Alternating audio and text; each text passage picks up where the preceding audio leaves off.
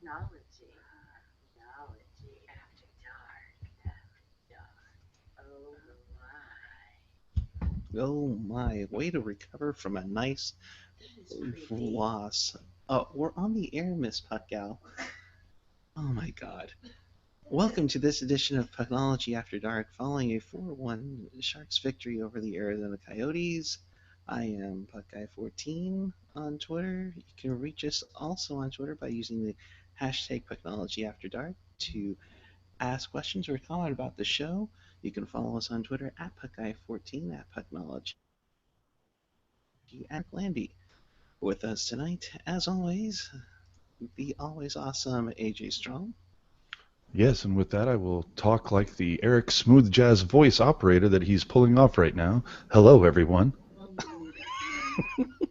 Smooth Jazz 98.5. I'm sorry, Landy, you're talking a little too loudly. Ah, I hate you both. And with us tonight, Eric Landy, who spells his name rightly. That's why he's already awesome.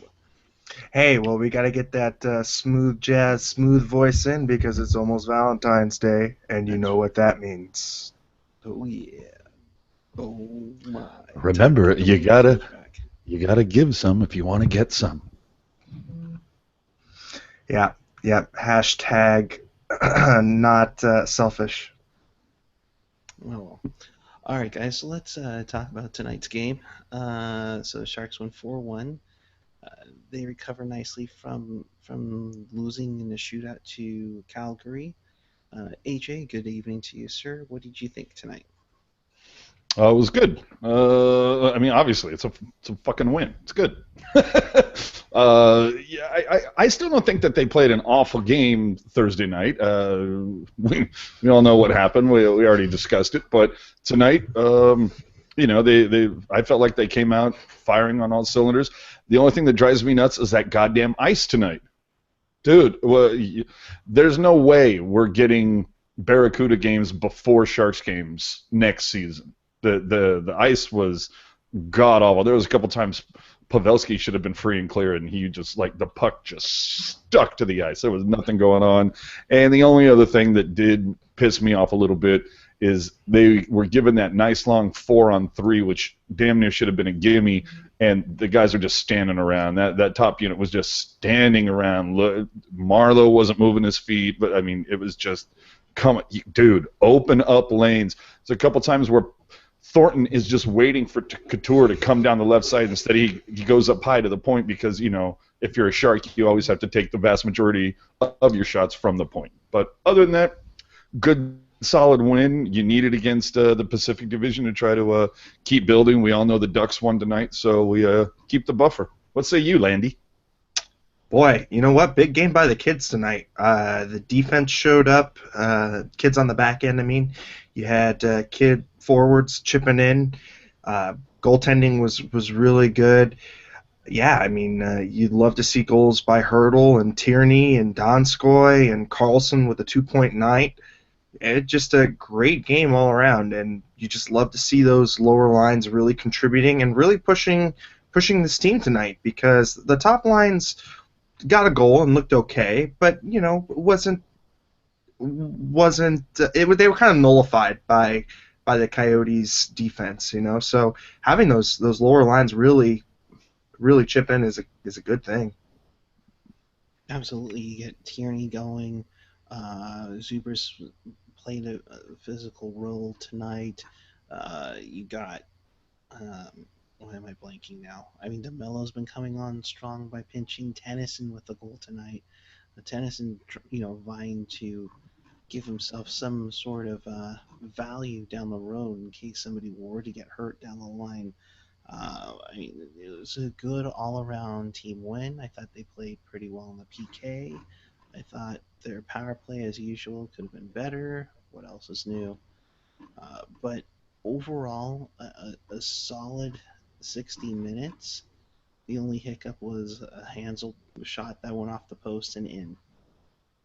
We got somebody asking in the chat how many shots on goal for Burns tonight. He had 7 shots on goal tonight. impressive. Although not as impressive as the other night where you had what 16 shot attempts. No, this is Bob Slurm. The fun thing about tonight's game was the fact that you can be denied a goal with a high stick and 30 seconds later score it again. This is Bob Slurm. No, I think that goal kind of epitomized this game. You know, they were pressing and pressing. You know, going towards the net tonight. You had that goal waved off, and then just to have those guys come back and score it again, and have Hurdle score it again was just awesome. You know, I love the smile. You know, and I love the fact that he brings Thornton so much joy playing on the line with him. You know, I don't think they ever should have split them up, because Jumbo just looks like a kid when he's playing with Hurdle. No, it made no sense to drop him down. I think it works perfectly for him now. So keep him going. Obviously, he's finding looks, he's finding ways, and why not? I mean, we were legitimately trying to find out what the hell's wrong with Hurdle. You know, are we going to start using him as trade bait and everything? Sure enough, once we put him back on the top line, you get some creativity on that line with Jumbo and Pavs. Now he's rock and rolling. I think he had 3 goals before he was reunited, and now he's up to 11 or 12. He's up to 11 goals. Yeah, so 8 goals since I think really the since December, late December, early January. So he's coming on strong. You're definitely seeing a lot more rolling of the lines. I mean, sure, there's some disparity between the first and fourth, but it's a lot better than what we've heard. We got some balance now. Yeah. And Slushy is saying Tennyson had the lowest ice time at 9:05. That's phenomenal. Yeah. We did get a question on Twitter though, wanting to know what library you're broadcasting from. Oh, who said that? I made it up. I was just wondering. Broadcasting to you live from the Pleasant Hill Library in beautiful Contra Costa County. Cody, that's in life. That's not just also on here. Oh, and Bradley goes a careless whisper. I love the George Michael's reference there. You're never gonna dance again. Yeah, no, seriously, Cody. Yeah, that's right. AJ is at a 10 in volume. I'm usually at a 3. In the playoffs, I usually get up to a 7. So, whatever. Back to you, Landy. Yeah, I mean, overall, just an awesome game tonight. You know, AJ's definitely right. I don't know that we're going to be able to see any more of these back-to-back Barracuda Sharks games because the ice just looked so bad tonight. Things were sticking here and there. You had pucks being shot. I don't know if I remember a time where there were so many passes behind the players than tonight. I mean, I just kept seeing pass after pass either in the feet or behind them by a foot or two where they'd have to reach back. And good on the boys for picking up the puck, basically taking their sticks and swinging them backwards and picking up that puck, because it could have been really bad if they were playing if they had this against Calgary, let's say, that Calgary would have jumped up all over these passes. I think that's kind of what we saw the game they played against Calgary. I think the Sharks played, I would say, a similar game, and you're just lucky you're playing against Arizona, because if that was a higher skilled team, I think there would have been way more transition opportunities. Yeah, and here's the other thing too. We're going to start to be seeing some more. As Landy takes a sip of his soft drink there, I think you're going to start to see some more games with better ice, because we're going to be getting into those games now. I think they have like 3 or 4 left on the schedule where they start at 1:00 and the Barracuda are the nightcap. Me likey that.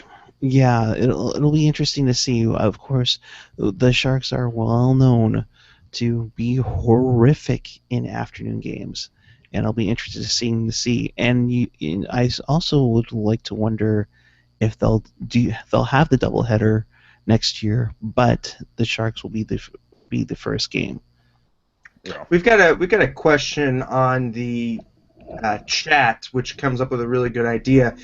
Would you guys want to take a look at Antti Ranta as a backup goaltender for the Sharks? I like the guy. I mean, you got to wonder about his motivation and him, what was it, leaving early because the team was about to lose, and I think it was against New York, I want to say. But there's been some motivation questions with him as so far as how good of a teammate he is. Stats wise, I think he's very good. I think this was a guy that I looked at during the offseason and said, man, maybe he would be a cheaper alternative to a Jones or a Talbot or somebody. So I thought that the team should have looked at Ranta a little bit more closely. It's just going to be, what's the price?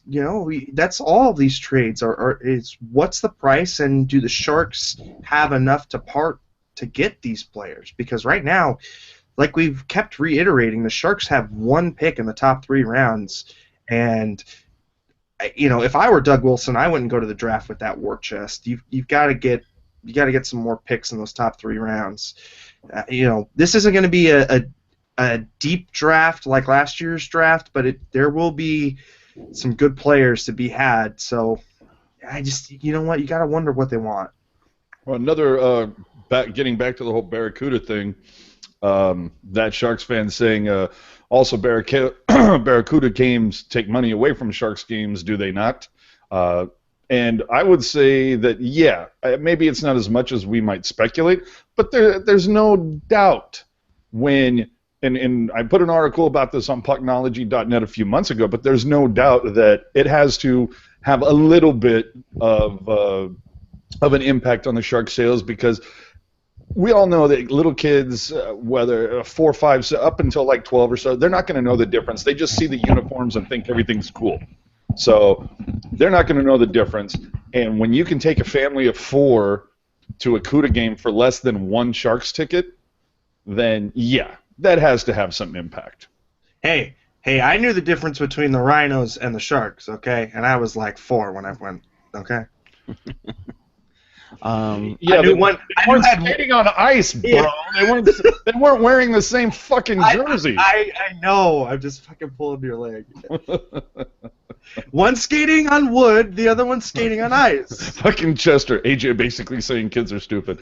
Not exactly, but Drew, I am in totally agreement with you, Drew, on the chat, saying I think Timo is too much to give up. SJ doesn't have a first or third rounder this year, yeah. And you've also got to start looking at when Jumbo and Marlowe eventually age out. So, you've got to look at high-end players that can be plugged in. Timo is going to be one of those kind of players.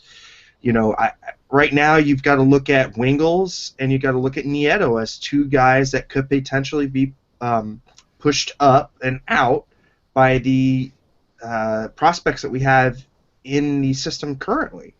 I mean, so if you think about that, in the next 2 years, you're going to have 4 forward spots. You're going to have Marlowe, you're going to have Thornton, you're going to have Nieto and Wingles if you don't keep those 2 players that you're going to have to replace with. And right now we've got, let's say 3 good prospects. So I don't see them trading anybody in the pipeline right now. If anything, you dangle one of those later round picks and see what you can, go fishing with. But I wouldn't mind seeing Dell being given the call up. I wouldn't mind seeing some of the internal options being given a look at before we go and try and pull somebody in a deal. Fuck it, man. Just give Nabby a jersey and a little contract. There you go. Bradley Phillips, what if LeBlanc goes unsigned? He's not going unsigned. That kid he's going to, I think, push for a roster spot next year. So if you want to hear more about the prospect talk, go back to the episode where it was last episode. Me and Ian were kind of rapping on the prospect system. He's not going unsigned. That kid's got way too much talent. And we have to address a comment here too. From Kenji saying, we got DW. He's got a love affair for forwards. No, I don't know that he has a love affair for forwards. It's just the Sharks have a much better history of drafting and developing forwards. We've seen what happened with Petrecki, Doherty, Wren, past picks. Mueller hasn't exactly panned out well so far. So the Sharks just have a terrible history of drafting. I mean, it's been over 12 years since we got Vlasic, for Christ's sake. So, and I'm once again, I always have to say that because somebody will say, "Oh, Braun or Demers." I'm talking about picks that were supposed to have panned out because they were top 3, top 4 rounds. And with that said, Jake, your question, I dig you, bro, but your question makes no sense to me. You might have to define it, because the question now, and let's see if either of you guys can answer this. The last Sharks home victory was on February 7th, 2014. Who was the opponent? No, the last Sharks home victory, dude, was on January 26th against Colorado of this year. I don't know why you're talking that the last home victory was February 7th, 2014. Right. So I'm not sure. Come up with another one, bro. Fusion 86 brings up a great point. The Kings are going to have to waive Peter Budaj, because he got called up. But when he gets sent back down, he's going to have to go through waivers. So that might be a smart little pickup from the Sharks. You steal something away from the Kings. Dude, do you remember Budaj, man? He's like Stalock, man. He can get a streak going where if you play him a couple games in a row, he'll look pretty solid. Then if he rests for like more than 4 days, he looks like garbage, man. I remember Budaj being just so streaky. I don't think that's an upgrade. And at 33, age-wise, he's not exactly the what Doug is looking for with his youthful push. Yeah, I'd rather give Dell a shot. Oh, and I retract my waiver wire comment because he was an emergency call-up, so he is not didn't have to go through waivers, and I won't have to go through waivers going back down. So, Drew Weber saying you got to go to Anaheim and target Hudobin or Tokarski. Anaheim's not dealing with us, and the premium is going to be way too high if they do, because they're nipping at our heels right now. I mean, they took over second place for all of about an hour and a half tonight. So, dude, Anaheim's still pissed off that we fleeced them by getting Solani for Friesen and Shields, dude. They're still pissed off about that, man. To which they fleeced us when we got. Who was it? Moan and Huskins for what ended up being Bonino and Pellemeyer. Yeah, fucking that was a nice fleece. Huskins, oh my god, that guy, I hated him. There is one thing I want to bring up, just because I know that I'll forget it if I don't. It's something that Chester Chivo brought up. Well, he was talking about the sound system at the Shark Tank. Now, I haven't, huh? It sounds better than my voice, my smooth jazz voice. No, just the one thing I wanted to point out, and I don't know if it's because of where we were sitting, but on Thursday night when we went, we ended up sitting, we were in the lower bowl, like row 15 for the first couple of periods, and then we sat like in 102, like 2 rows from the glass. It was awesome because it was awesome because it's 2 rows from the glass, but it was sad that those seats were available. But the fact of the matter is, a couple of the times they were playing songs that had stereo separation, and there's clearly a problem with the sound system at the Shark Tank, because when there was stereo separation, you couldn't hear. It's when you a good kind of reference is like the early Van Halen stuff, where Eddie's guitar is on the left side, and the bass and drums are all on the right speaker. And they played a Van Halen song, you couldn't hear any of the guitar. You could hear the bass and drums like they're right in your face, but the guitar you couldn't hear. So it's like, well, no wonder the goal song sounds so shitty, and no wonder a lot of the songs during the break, they don't sound right. And it's kind of like, oh, here's the problem. The speakers aren't set up correctly. We need to get somebody who knows about music to get in there. Patrick, we have to extend a courtesy. Yeah, Gen X, come down. But anyway, that was my just my take on that. Everybody talks about how I can't hear the fucking goal song or whatever. Yeah, okay, well, there's a reason, and it has nothing to do with what the song is. So stop bitching about it. Here's my thing, and Landy, you can back me up with this. When we went to Anaheim, wasn't their system a hell of a lot better than what we've had? Yeah, and I think I know why. Because if you look at Anaheim's setup, above their scoreboard in center ice, they have an array of speakers that are firing out into the crowd. So not only do you have the scoreboard, but above them on the support beams, they have arrays of speakers firing out into the crowd.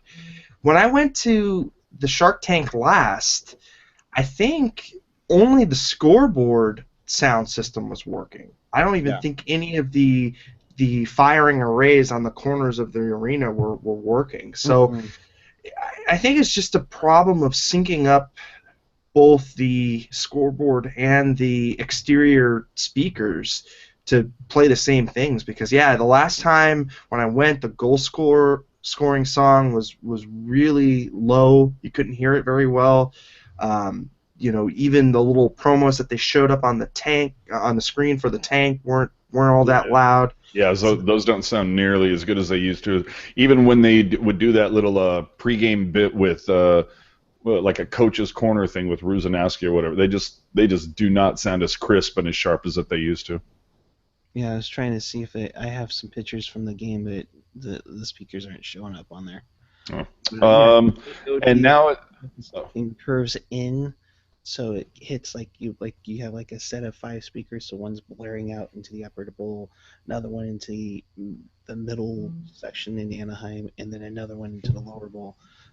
So I don't know what it is about the Shark Tank, but they got to get that fixed. Yeah. And the Shark Tank's got really good acoustics too. I mean, Exactly. if they've got downward firing speakers, that's always been a great venue for sound.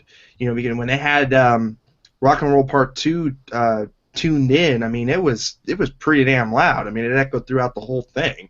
Well, that's also a case of not only that, but you're talking a song that's completely mono and has like absolutely, is all mid and high end on the EQ. There's no low end in that, so of course it's going to cut through a lot of things.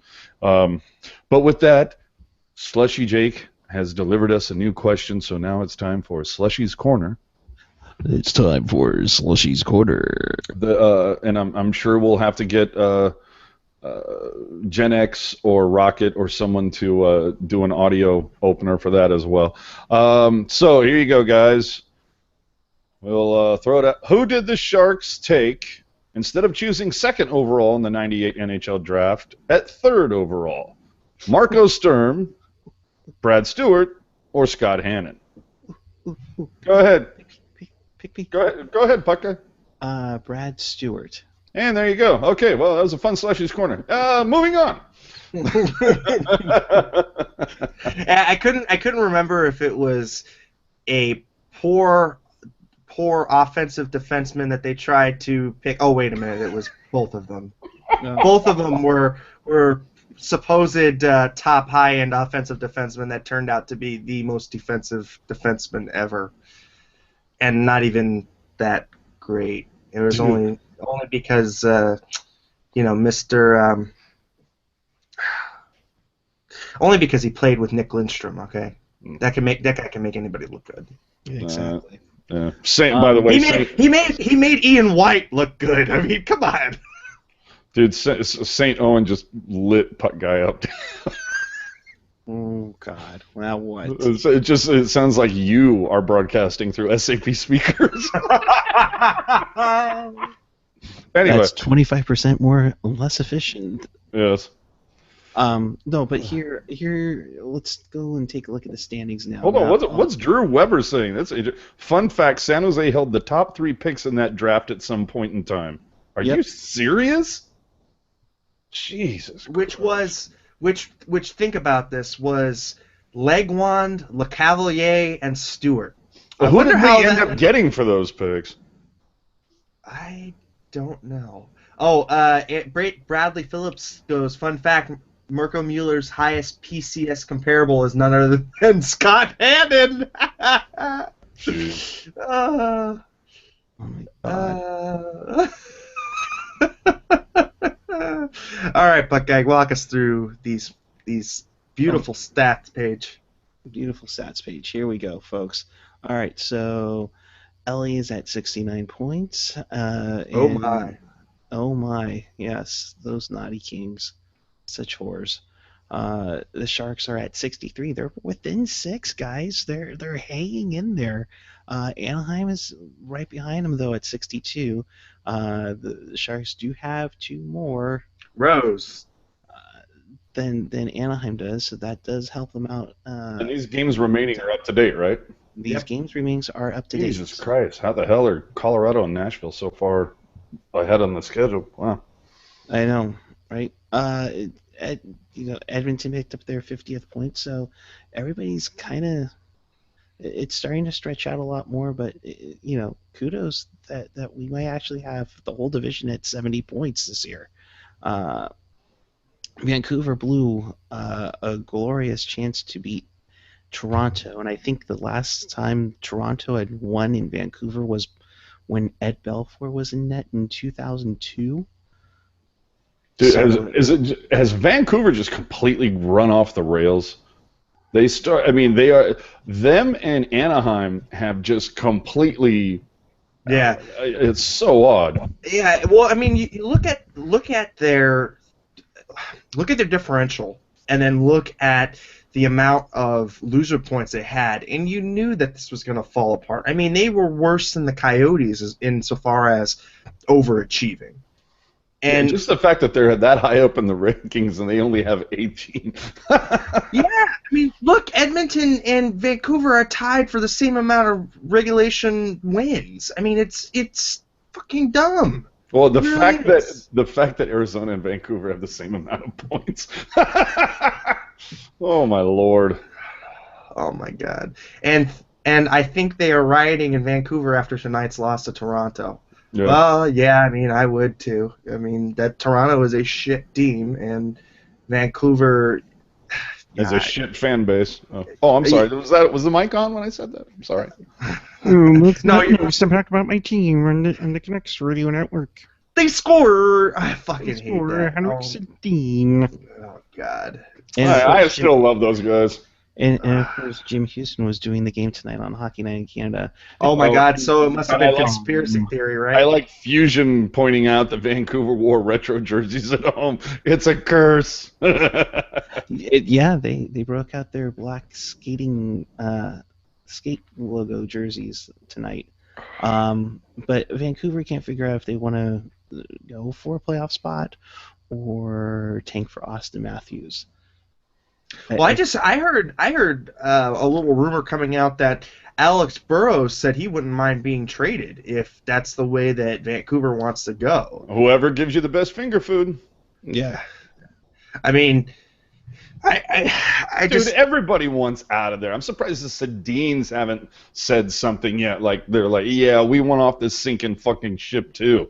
I think they suffer from the Patrick Marleau disease, though. I think that they just are entrenched there, and I don't think that they will waive their no moves. I mean, I just think that they like it too much, and they've got their lives there. And How did you mean to like over half that team has an NTC and Burrows isn't one of them? Is that? no, he said he wants to waive his. Oh, his okay. entity. Well, then, yeah, get him the hell out of there. Go send him to, how about Boston. Edmonton? How about Edmonton? Oh, Boston would be good. Yeah, put him and Marchand on the ice together, and oh my God, that would be the little balls of hate together. Oh, God. our buddy D3R Jackal saying Friedman reported that Burrows said that wasn't true after the game. Hmm. Yeah. I mean, I don't know. Was it true? Well, I by think I, I think it was probably one of those. Oh, did that get out? I didn't mean to say that. Hmm. I just think that where there's smoke, there's fire, and the rumors out of Vancouver is Hamhuis might be available, Burrows might be Yep. available. Pretty much just about anybody is available out of Vancouver at this point. Yeah, I think the youngins are the only ones that aren't going to be dangled. Yeah, I mean, Vertanen, he isn't going anywhere, but yeah, the old guy, they're just let's get the hell out of here. And once again, though, it's similar to the Sharks. Vancouver's again, or I don't want to say again, but are also suffering from that. Should have moved them a year too soon rather than a year too late, and they've handed all those no trade clauses, and now they've totally screwed themselves. Now, granted, they were in the show and 2 goals away from getting a big shiny thing 5 years ago, but it's all over. And now Fusion asking, what are your thoughts about getting fried from Mini? Well, yeah, when you lose 13 out of 14, someone's getting canned. yeah, it just is very interesting that it's a week before their outdoor game. He's getting the pink slip. Very interesting. Well, They promoted it's their not really. coach from Iowa after the game. It's not interesting. I mean, look at how much money they've spent in free agency. Look, the Zach Parise and Ryan Suter deals were supposed to usher in the age of great Minnesota hockey again. And look where it's gotten them. I mean, two first round exits, a team that is underperforming, a team that should be scoring pretty easily that's not. Mm-hmm. I mean, enough was enough with Mike Gill. I mean, I thought he was gonna get fired like 2.5 years ago.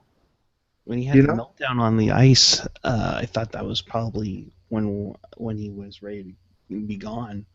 Somehow he hung on for his coaching life, but that's just intriguing to see why Minnesota hasn't come together.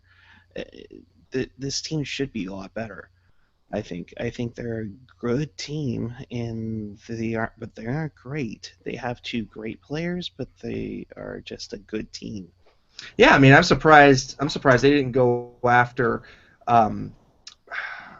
I'm surprised they didn't go after Toronto's coach, Mike Babcock, in the offseason, because you put him behind the bench with that skill set, and boy, that would be a scary team. Mm-hmm. It's like putting a kid to drive a Ferrari, right? I mean, the kid's gonna literally crash himself into the wall, and I think that was Mike Yeo. I mean, I don't think that I had very much faith he was gonna push those guys as far as they could go, and you just gotta wonder, man, was Fletcher had too much loyalty to him, because you had a slew of great coaching candidates this last offseason.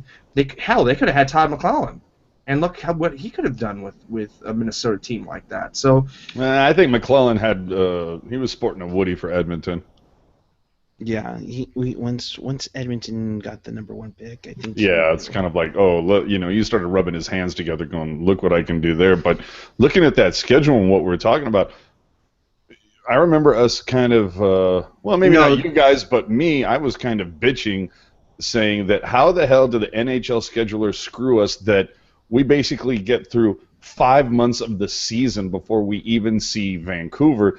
And now I'm kind of going, you know what? The schedulers did us right, man, because we basically play them, our first game against them, the fucking trade deadline. By then, they might dump Burrows. Who knows who they're going to get rid of? We might face a completely depleted and young and green Vancouver team 5 times, 3 times in a week. So those are huge points. That might actually work out for the Sharks really, really well. Yeah, I mean, if the Sharks' depth scoring can continue to produce at the rate that it is now, I mean, this team is going to do very well. I mean, you look at the maturation of Chris Tierney, maturation of Don Skoy. What are you drinking over there, AJ? That looks like Sculpin?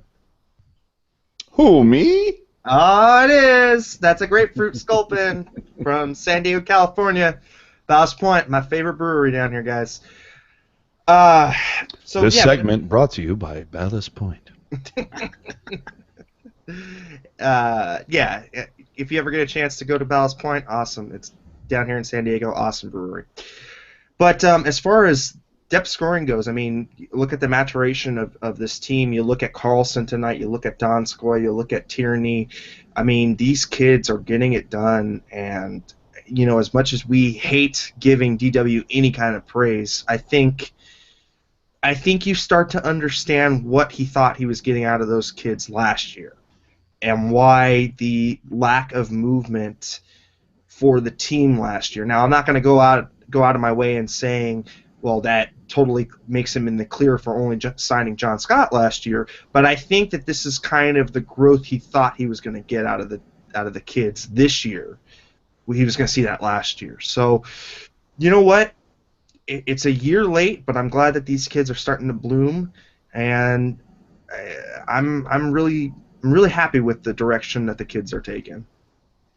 Well, and see, now it's funny you bring that up because we pissed and bitched and moaned last season about what the hell was going on. And even though Wilson had said, that this is to give the Tierneys, the Hurdles, the Nietos time to mature. You would think that if you had a good system in the AHL, if you had like a Detroit where you could let guys marinate down there and get something going down there and then bring them up instead of basically teaching them on the fly, now you almost have to give Wilson a little bit of credit and say, well, maybe that time last season did help their maturation process. And Chris, our usual compatriot on here, had pointed out earlier about giving Wilson some kudos, which Chris does not hand to Wilson very often, but giving him kudos for what he did in the offseason between Paul Martin Jones, Zubris, and Joe Ward. So it is a balanced team right now that we're essentially full squad with the exception of Dylan. I still go back to the point that Tennyson and DeMello have played well, and DeMello has obviously secured that sixth slot. I still think we need a solid 3-4 defenseman going in before we hit the playoffs. I'm fine riding Martin Jones every game during the playoffs. You're going to have to, and even if we get to a point where you want to give, if we can build up enough points now over the next 5-6 weeks where you have a little bit of a cushion, that gives you the opportunity to maybe take a look at Dell, maybe take a look at Grosnick. Maybe that is something that you want to entertain. But the fact of the matter is, now that we don't have Brown and Scott and those guys, that you actually have some guys with talent. Even Baker mentioned it tonight. When was the last time you saw a Sharks team that had such a contributing fourth line? Well, I think that the reason why this team is a lot deeper is because you've got a player like Logan Couture centering the supposed third line, which would be a second line on a lot of other teams. Right. You know, so he's between Donskoy and Wingels, and their minutes are pretty equal to the second line. In fact, if we kind of go over here, Wingels has 11 minutes. Let's look at Couture, 17 minutes. Donskoy, 11 minutes. Marleau played 19 minutes. Let's look at Ward. Ward played 15 minutes. So, you know, the second and third lines, I mean, it's not as big a division as it has been in the previous years. I mean, you guys remember when the Sharks were playing Patty and Couture on the second line and seeing them get regularly like 22 minutes a night.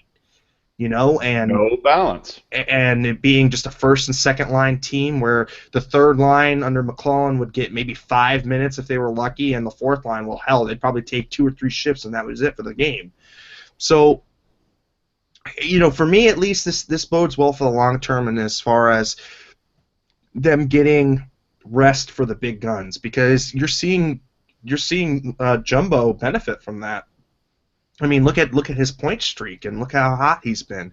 You're seeing um, Pavelski. I think he's kind of dipped a little bit, but the emergence of the younger kids have kind of stepped up for him in his absence as far as points go. So, this team can afford a slump by Pavelski or a slump by Marlowe, and that doesn't mean that they should get away with that. I mean, I really want to see Patty putting goals into the net, but I think that this team can weather slumps by multiple players a little bit better than it has in the past.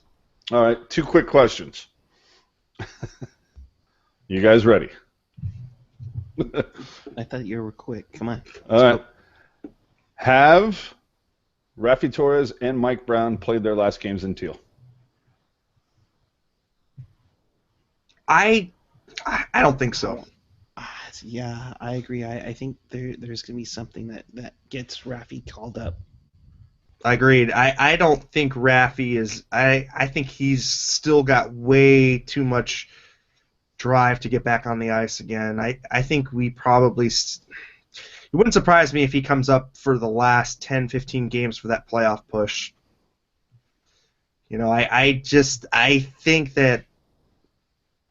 You look at him and you think, boy, he really wants to get back on the ice, and he'd do a lot to get back on the ice. So I don't know. I think that he might make it up. But Drew's saying he didn't play with the CUDA tonight, or tomorrow, and he'll tweet out if he plays tomorrow though. So I don't know. I don't think we've seen the last of Raffi, but that's just me. What about Mike Brown? You know what? If this team continues to gel like this, we might not see either of them. I don't think that DeBoer is a guy that will mess around with the lines when they're going right. Yeah, if it ain't broke, you don't touch it, and there's no reason really to touch it. Even in the losses, I thought they've had good, unless somebody gets hurt. Well, yeah, I was going to say that's the whole thing. It worries me. If somebody gets hurt, I would hope that they would consider going to Goodrow or somebody else who's doing well for the CUDA before they look at Brown again, unless they start Brown on March 28th versus the Kings with his sole objective is to just go out there and just hammer, just be Dustin Brown's shadow. I am for Brown on Brown violence. It might be a racist thing to say, but I'm for Brown on Brown violence in that situation. You know what, though? I mean, you saw what he did the last time that the Sharks played against the Kings. He got a shift in the third period, and he took a stupid-ass penalty. I'm sure he won't do that again. I don't see DeBoer doing that. You said Brown on Brown violence? Yeah, Mike Brown on Dustin Brown violence. That's literally a shitty thing to say. That wasn't nearly as funny as mine, but okay. Sorry. I had to get that one in. I thought that was funny. So we got a 5-game road trip coming on, and we're gonna finish out going to the Eastern Conference. We have then St. Louis, and then we play Colorado as their last game before their stadium series, which, by the way, all 4 teams that have the outdoor games have at least 3 days off before their outdoor game. Yes, we know. We got the shit end of the stick last year. I know. But going into this road trip, how many points do you think we need? All right, give me 270. No, going into the next road trip, 5 games. Mm-hmm. You have Florida, Tampa, Carolina, St. Louis, Colorado. I think we walk out of there with those 6 out of 10.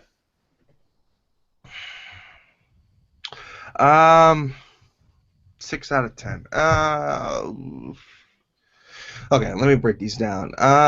Tampa Bay. He's going to break them down. That means I have plenty of time to go get a beer. Yeah, go for it. Go. Tampa Bay. It's winnable. They're not as scary as they were last year, but they're still they're still semi-scary. I'd say maybe you walk out with a point in that one. The Cats, Roberto Luongo is on fire, but the Sharks know how to get to Roberto, so I'd say that's a win. So let's see, we'll say a win there. Carolina, it's a back-to-back. Carolina's been playing better, but the guys know how to get to Lack. Let's chalk that one to overtime. I don't know which way that will go. St. Louis, well, the Sharks played well against St. Louis the last time, but they did get some help with some lucky bounces. That one's a 50-50 shot for me. And then Colorado, they should win. So let's see, 2, 4, 6, 7. I'd say 7 points or better would be what I look at for the road trip.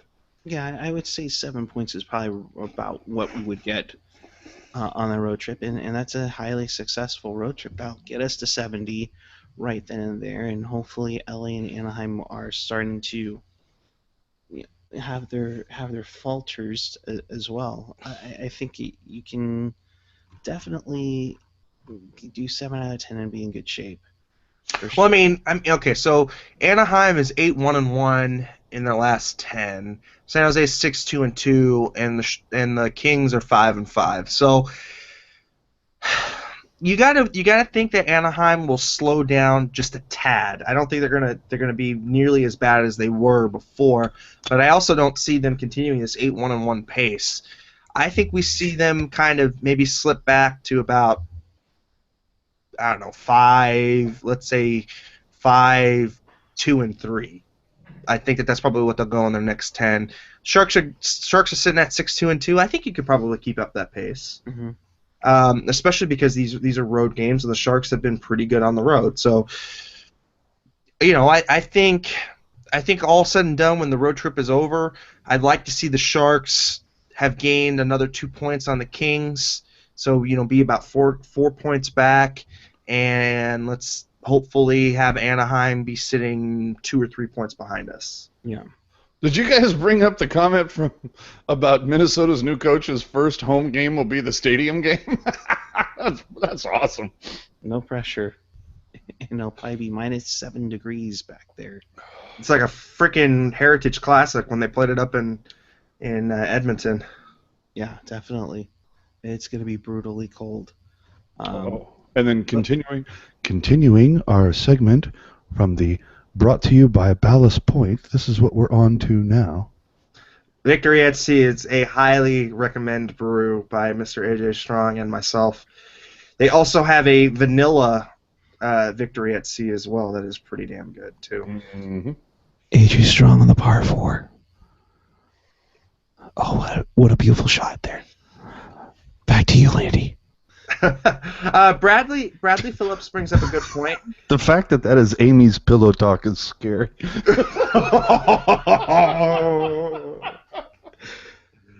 She must really love golf then. I love you more than once. I love you more than twice. I love you more than beans and rice. Bradley Phillips brings up a great point. Carolina is a playoff team. They just don't have the goaltending. Yeah, that's true. But you know what? Every time the Sharks play against a so-called weak goaltender, they get their asses handed to them. So, I'm not even going to start to play that game because the Sharks, for whatever reason, I mean, Hiller is a shit goaltender this year, and he stole a point. And it's just so many times that this team has, when they have a goaltender that's gotten in their heads, they just don't know how to react. They don't know how to play. Depending on who... Okay, come on. We've seen that Stalock is kind of like just... That's been it. And we're talking about Grosnick or Dell or what. Dude, it has to be Dell just because of all the fun we could have. You can break out the old Dell computer guy, the whole dude you're getting a Dell. I mean, you can do that. Or the fact that it's like whenever Dell comes out there, we just play a Dell. I mean, there are just so many ways we can take this. It would be very, very funny. Or some play on Del Taco if he gets a shutout. Del Taco sponsor something. I don't know. Hello. It's me. I'm the backup goaltender you have always dreamed of being. Wow. Fuck, I have not drinking enough yet. Yeah, dude, you need a couple more. I need about 4 shots of whiskey just to listen to that. Dude, I'm going to start mainlining Fireball and Cuervo at the same time. Well, God. Edward 40 glad- hands. I'm glad you guys are home then. All right, so a few things I need to cover here. I'm glad you're in the library. Yes, of course. Slushy was making mention this. Yes, the Sharks have apparently decided to jump on the social media bandwagon. Gee, I wonder where they got the idea from. And they're having a social media night on March 28th. Don't know anything about it. They do know, and they do exist, that the Sharks Tweet Up is happening on March 5th, still against Vancouver. That is a Hockey Night in Canada game. It's also where the Canucks fans are trying to invade the Shark Tank. Oh, so fuck them. Actually set up. Wait. They're trying to set up an invasion for March 5th. They're going to be so far out of a playoff. Like, go ahead. You know what, Vancouver fans? Come on. Sure, we'll show you what a playoff team looks like right now. We're not burning down the house. Come on down. Enjoy yourselves down here. Just do us a favor. If you lose the game, just don't burn down our city. Wait till you get home to do it. That's all. That's all we ask. That's all we ask. Yeah. So a few things. Forgive me here really quick. So on this Saturday, February 20th, there is for those who are into game-worn hockey jerseys, there's a game-worn hockey collectors show. I believe it's at Fifth Quarter Pizza in Redwood City. If you are a geek for game-worn jerseys, go there. Look for it. I think it's like gameworn.us or something. All right, that's out of the way. But This segment brought to you by Game Worn Jerseys. are they going to only be? We're talking about all teams from. Are we talking NHL specifically, or are we talking minor leagues too? What are we talking about here? I think it's going to be a lot of mostly Sharks, but I think the collectors also have Bulls, Spiders. I'm sure they have a bunch of other stuff, but I would think that it's mostly Sharks. But they're probably going to have a lot of other teams out as well. I know a couple of guys, and they have all kinds of stuff all over the place. Like, I know they have like a Wade Belak jerseys, the throwback Sharks San Francisco Bulls jerseys. Will they have any San Francisco Spiders? There's a possibility. I know a couple of guys who have game-worn Spider stuff. Cool. All right, and when is this again? It's on next Saturday, February 20th from 2 to 9. Ah, fuck. It's at Fifth Quarter Pizza in Redwood City. Shit. I already got something going. But if somebody goes and they see something interesting, by all means, give me a buzz. Yeah. I might go. We'll see. But again, March 5th, Sharks Tweet Up. Trying to get that going. I was talking to, I think it was the VP of Marketing and Social Media, and there's possibility they might do a Twitter takeover. Now, when the Sharks do their quote-unquote social media night, I think it would be remiss of us not to ask if you're aware, will the Sharks at the door, in fact, be handing out buttons? I know they're probably going to do the $35 T-shirt offer with it. So I'm sorry, I'm not good enough to get the T-shirts going. There you go. And Jackal imploring me to purchase a Scott Hannon jersey. I was at Costco today, so I am squared away on toilet paper, but I appreciate your consideration in that regard. Mm-hmm. So we have that. Also, April 9th, which is Fan Appreciation Night, we are encouraging everybody to wear teal, as it is Reveal the Teal Night. So. Hey, is that Vancouver game on March 5th? When is the Nabby Locker game? Uh-oh, I threw them off. Now it's sjsharks.com/promotions. Okay. So, anywho, we've beaten all the promotions shit into the ground. We kind of covered Predictions are dumb as fuck. We've already covered that. Did everybody do their what the predictions were for the 5-game roadie? Yeah. Yeah. I said 7 points should be what they should be aiming for. Yeah, that's what I kind of said too. So what do you guys are saying? What, like 3-1-1 or something? Yeah, that's about right. 3-1-1. You know what? I'm gonna go out on a limb. I'm gonna say 4-1. Oh. Yeah. All right. So. Yeah, no, I think this team definitely has the talent to do it. It's just whether or not, they're going to face a hot goaltender on any given night, or if they're going to, shit themselves, or one of the other things. So. I think it's going to be one of those cases where we see the Sharks lose the one game that should have been the one in the bag, which I would say is Colorado. All the other ones, no problem. Yeah, right. So March 5th versus Vancouver Canucks is the Kids Night Out, or the Jeff Friesen Alumni Ticket Pack, or Marco Sturm Alumni Ticket Pack. That's the 5th. Oh, yeah, so you got a Sturm shirt or a Friesen shirt. When's the Nabby Locker, bro? March 12th against Washington. Oh, shit. Okay, I got to buy tickets for that. I would have swore Jacko was Gen X, but okay, no problem. I don't know who you are, man, but we love you. That is Gen X. Oh, well, did I say he was somebody else? I don't know. Yeah, that is Gen X. For all I know, his dog is commenting using his account right now. I'm not sure. He has, doesn't he have a Border Collie mix? What is, that's like a Collie mix, right? Gen X, what kind of dog, what's your dog's breed? Because I'm sure he's pretty smart. He's got those smart eyes. You can just look at a dog and know that they're smart, mischievous. I'm so laying off the obvious joke right now. I'm so laying off of it. I'm just saying. Right. But anywho. I think we've kind of covered everything, guys. Is there anything else we'd like to say?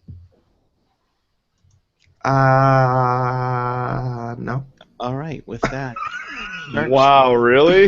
I don't have anything else to say. Do you have anything else to say, AJ? Actually, you know what? I do, really quickly. What a surprise! Shut the fuck up. No, it's just a question for the... she's an Australian Shepherd.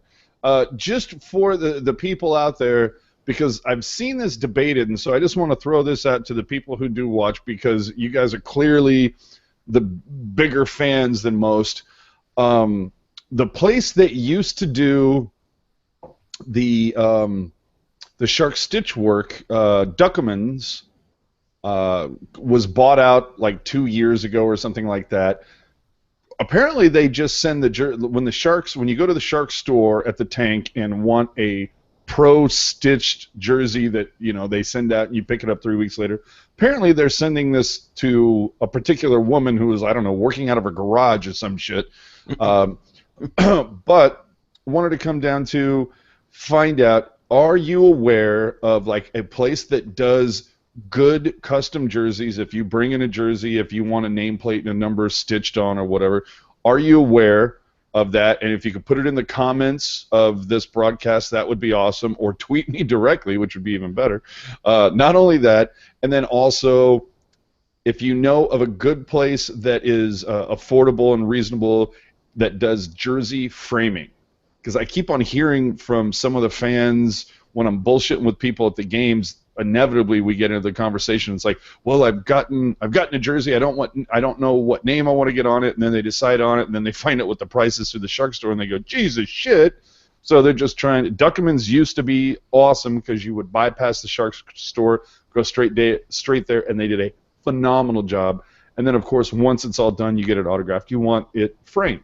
So anyway, if any of you guys have any good tips on that for Bay Area places that do quality framing at a reasonable price, because we do know that framing is, holy crap, the markup on that is almost worse than booze. Yeah, I mean, the place that I go through with framing, I do it at Michael's, but they have that semi-annual half-off deal. Yeah, but every time I've rarely met, like, if you want to get like a poster or something like Michael's, that's your place. But if you want to do something that's like a jersey or shadow box, I've heard nothing but nightmare stories about Michael's.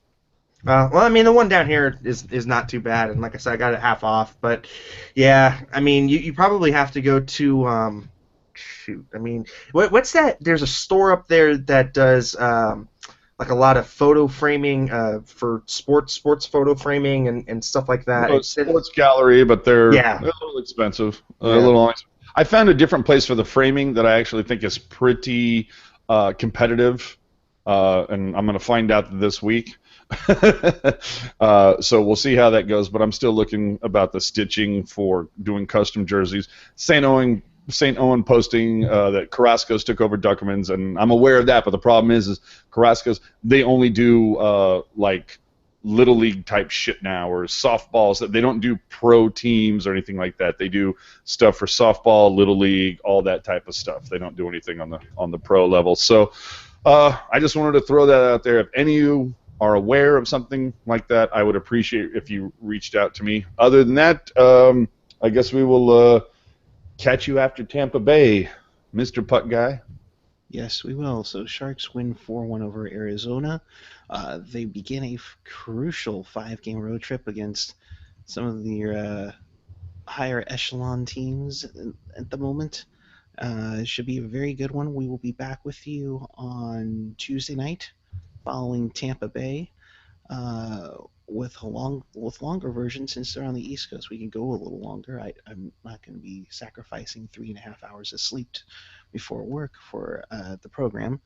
But until then, for AJ Strong, Eric Landy, our entire group at Pucknology, make sure you subscribe to the channel. Make sure you go to pucknology.net. We will see you March 5th for the tweet up. And until then, keep it real, keep it fresh, keep it real fresh. Good night.